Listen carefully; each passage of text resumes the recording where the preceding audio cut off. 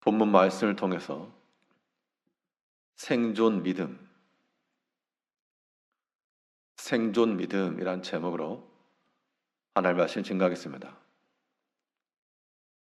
취미 생활로 하는 것과 생존을 위해 생각하는 것은 다릅니다.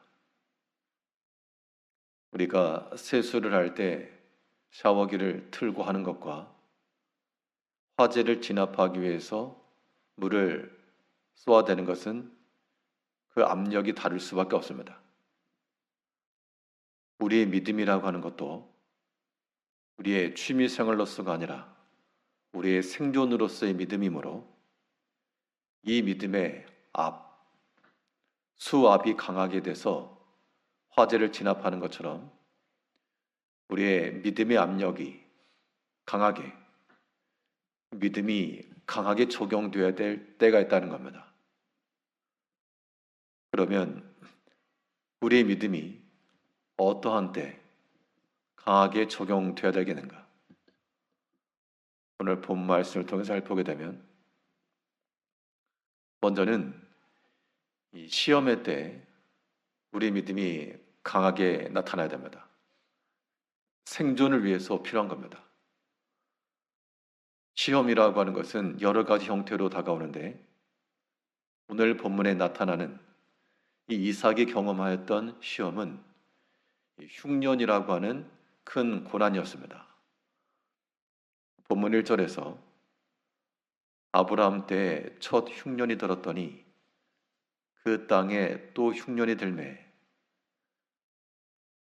아브라함과 이삭이 그들의 소유가 적지 않았고 하나님께서 아브라함에게도 거부가 되게 하시고 거느린 게 많았지만 흉년이 들었다라고 하는 것은 그 가축들을 먹일 양식이 없다는 겁니다.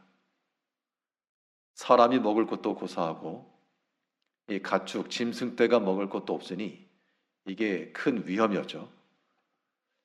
이러한 흉년이라고 하는 큰 고난이 이삭이 현재 처한 상황이었습니다. 그런데 이때 이삭이 살기 위해서 블레셋이라고 하는 곳으로 이동했을 때 거기에 또 만족했는가?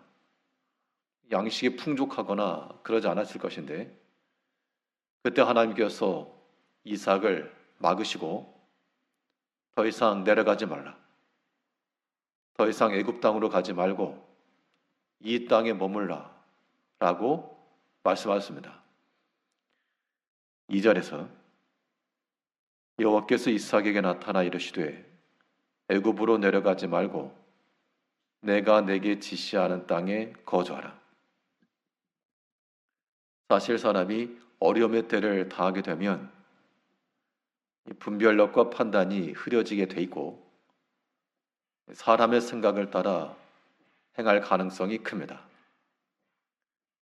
이때 하나님께서 이삭에게 지금 당장 흉년이 들어서 먹을 것이 없고 저 가축대 거사할 형편이 되지 못하나 그렇다고 해서 물질 따라서 애굽으로 내려가지 말라 라고 교훈하고 계시는 겁니다. 이 단순한 진리가 오늘날도 우리에게 그대로 적용이 되어서 우리가 여러 가지 고난의 때, 흉년의 때, 혹은 시험의 때, 그럴 때마다 더 내려가지 말고, 더 시험 가운데 빠지지 말고, 하나님께서 명하신 곳을 지키라. 그러한 주의 명령을 우리가 듣고 시험을 이겨내야 됩니다. 성경을 보게 되면 이 흉년의 때, 어려움을 당했을 때 이 방향을 달리했던 두 사람이 나오는데요. 한 사람은 이 사사시대 때 있었던 롯에 관한 이야기입니다. 이 롯이라고 하는 사람이 흉년이 들어 하나님께서 인도해 드리셨던 그 가나안 땅을 떠나 그 약속의 땅으로 그 백성들을 인도해 드리셨는데 그런데 흉년의 때 풍성하였던 그 재물들을 끌고 그들이 그 땅을 떠났다는 겁니다. 반면 그 모압 땅에 있던 룻은 소망을 향하여, 약속의 땅을 향하여 올라갔습니다. 그 땅을 올라가면 풍성한 것이 약속되었는가? 그렇지 않았고 여전히 궁핍과 앞길을 알 수 없는 그러한 때가 있었으나, 그러나 하나님을 믿는 마음을 가지고 소망을 따라 올라갔다는 겁니다. 우리에게서 신앙이 어떤 신앙인가? 필요할 때는 잡고 필요 없어 보일 때는 버리는 그러한 신앙 말고, 우리에게서는 생존과도 같아서 이 믿음 버리고서는 살아갈 수 없는 그러한 모습을 지니고 나아가는 것, 이것이 믿음의 강한 적용이요. 불을 끄려면 그래도 최소한 물줄기가 세야 됩니다. 우리 믿음을 강하게 하여 어떤 시험이라도 이겨내고 다 풀어내고 다 소멸시키고 오직 자비하신 하나님만, 하나님의 은총만 남아 그곳으로 우리의 길을 삼고 그곳으로 우리의 복을 삼을 수 있어야 됩니다.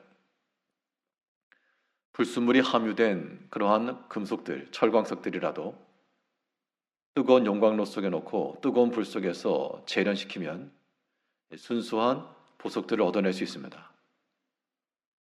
이 고난과 시험이라고 하는 것이 그런 역경과도 같으므로 인내하시고, 이러한 시험 앞에서 이삭이 경험하였던 흉년이라고 하는 온 가족을 이끌고 터전을 옮길 수밖에 없는 그러한 급박한 때라도 하나님께서 더 이상 내려가지 말고 내가 내게 지시한 땅에 거류하라. 그리하면 내가 내게 복을 베풀 것이라 약속하신 그 약속을 따라 모든 시험의 때, 흉년의 때, 또 고난의 때, 위급한 때 믿음 버리지 마시고 그 믿음 가운데 거할 수가 있어야 되겠습니다. 우리 믿음이 강하게 적용되어야 될 시점이 어디인가? 하나님 말씀 앞에서 우리의 믿음이 또한 움직여야 됩니다. 그 약속의 말씀을 따라갔고, 하나님께서 아브라함에게도 이삭에게도 복을 약속하시는데, 특히 아브라함에게 주셨던 그 복을 너에게도 주겠다. 그 이유에 대해서 말씀하시기를, 그가 나의 계명과 나의 율례와 나의 법도를 지켰기 때문이라 라고 말씀합니다. 5절에서 이는 아브라함이 내 말을 순종하고 내 명령과 내 계명과 내 율례와 내 법도를 지켰음이라 하시니라. 아브라함의 순종의 그 결과 하나님께서 복을 주셨고, 이것이 또한 이삭에게까지 연결되어 가는데, 그런데 이 말씀을 어떤 말씀으로 아느냐, 그게 중요한 겁니다. 어떤 메시지가 왔을 때 그 내용도 중요하겠으나 이 메시지를 전달한 그 메신저가 누구인가, 누가 이 메시지를 전했는가 라고 하는 것을 생각하는 것은 더 중요합니다. 우리가 단순히 말씀이라 라고만 우리가 생각하기 쉽지만, 오늘 본문에서 하는 이야기는 하나님께서 아브라함은 그냥 말씀과 율법을 지킨 게 아니라 하나님께서 평가하시기를 그는 나의 말과 나의 계명과 나의 율법을 지켰다, 그렇게 이야기를 하고 있습니다. 이것은 단순히 아브라함이 준법 정신이 투철해서 법 없이도 살 사람이기 때문에 그러한 규례와 율법을 지켰다는 것이 아니고, 그만큼 하나님을 사랑한 겁니다. 하나님을 사랑하고 그를 경외하여 어떠한 때라도 내 형편과 상황을 봐서는 이 말씀 순종하는 것이 심히 어려우나, 그러나 내게 말씀하신 하나님을 기억하여 그 말씀 순종했다는 겁니다. 자기 아들을 번제로 바치라고 하는 그 부당한 말씀이 순종하기 어렵지만, 그러나 내게 말씀하신 하나님을 믿었기 때문에 그가 나를 살리실 것과 비록 죽은 자일지라도 다시 살리실 그 하나님을 믿었기 때문에 그의 명하신 것이 어렵지 않았고 순종할 수 있었다는 겁니다.